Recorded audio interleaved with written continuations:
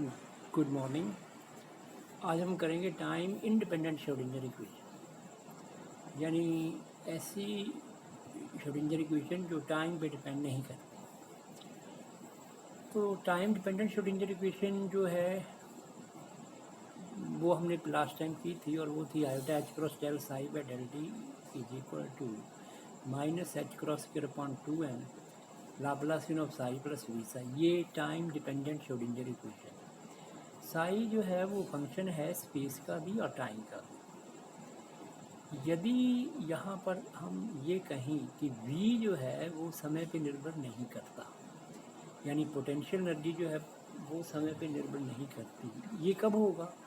जब पार्टिकल पे लगने वाला जो फोर्स है वो टाइम पे डिपेंड नहीं करता। जैसे हाइड्रोजन के अंदर एक इलेक्ट्रॉन है मान लीजिए, तो वो जो लगने वाली फोर्स है वो टाइम पे डिपेंड नहीं करती, वो सिर्फ स्पेस पे या डिस्टेंस पे डिपेंड करती है। अर्थात v is a function of r, तो हम v को सिर्फ r का फंक्शन लिख रहे हैं। अब आप देखिए कि यदि आप इस इक्वेशन के अंदर साई को r और t का फंक्शन लिख दें, तो iota H cross del by del t psi R T is equal to minus H cross square upon 2n Laplacian of psi are t plus V r psi are t. मान लीजिए इस equation का solution जो है वो आप मान लीजिए psi R T is equal to space part phi are plus F T यानी टाइम का पार्ट। ये वैल्यू यदि हम इस एक्सप्रेशन में रखते हैं तो आपके पास iota H cross phi R पहले, क्योंकि फाई आर इसमें टाइम नहीं है तो बाहर आ जाएगा, और डेल बाई डेल टी सिर्फ एफ टी पे लगेगा।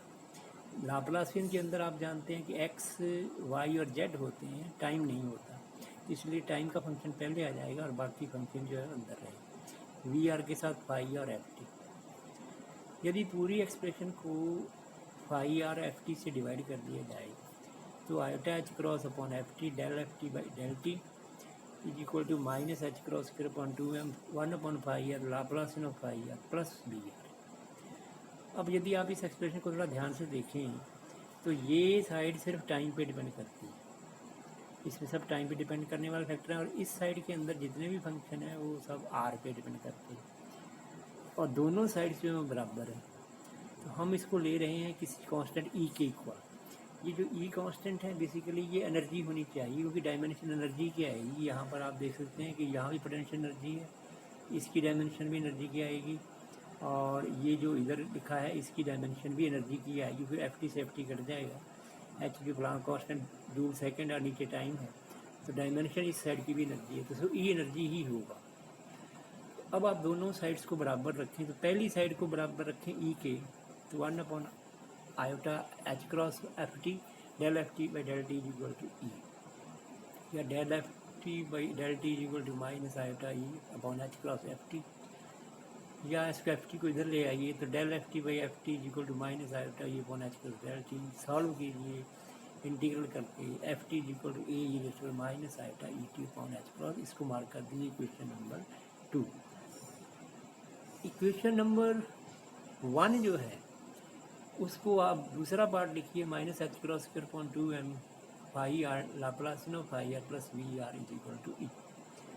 यदि आप यहाँ पे इस इक्वेशन को रीअरेंज करें तो Laplacian of phi R is equal to minus 2m upon H cross की E minus V phi R, या फिर सारी टर्म एक तरफ ले आइए तो Laplacian of phi R is equal to 2m upon H cross के E minus V R phi R. ये जो समीकरण ये लिखी हुई है, इस समीकरण के अंदर कहीं पर भी टाइम नहीं, तो ये कहलाती है टाइम इंडिपेंडेंट श्रोडिंगर इक्वेशन। और याद रखिए यहाँ पर v जो है पार्टिकल जहाँ पर भी है उस पर लगने वाली फोर्स कहूँ या उसकी पोटेंशियल एनर्जी है वो टाइम पे डिपेंड नहीं करनी चाहिए। अब इसका जो हल है वो psi are t equal to phi r f t जो हमने माना था, इसके अंदर फाई आर की वैल्यू भी रखिए। मान लीजिए इस एक्सप्रेशन का सोल्यूशन जो है वो फाई आर है, एफ टी की वैल्यू हमने निकाली थी A minus iota E T upon H cross. यदि इस एक्सप्रेशन का कॉम्प्लेक्स कॉन्जुगेट लिया जाए तो ये आएगा A star phi R star E iota E T upon H cross. तो psi star R T psi are T यानी प्रोबेबिलिटी ये बराबर आएगा A square phi R square, ये ई की पावर जो टाइम वाला फैक्टर है ये दोनों कैंसिल हो जाएंगे। तो अब आप देखिए कि पार्टिकल के जो पाए जाने की प्रोबेबिलिटी है वो साई स्टार आर टी और साई आर टी, ये सिर्फ स्पेस पे डिपेंड करती है, यानी इसमें टाइम का डिपेंडेंस नहीं आया। तो ऐसी स्टेट्स जहाँ पे किसी भी पार्टिकल के पाए जाने की जो चांसेस हैं या प्रोबेबिलिटी है वो टाइम पे डिपेंड नहीं करती, ऐसी स्टेट्स को आप स्टेशनरी स्टेट्स कहते हैं या स्थायी अवस्थाएं जो हैं वो कहते हैं।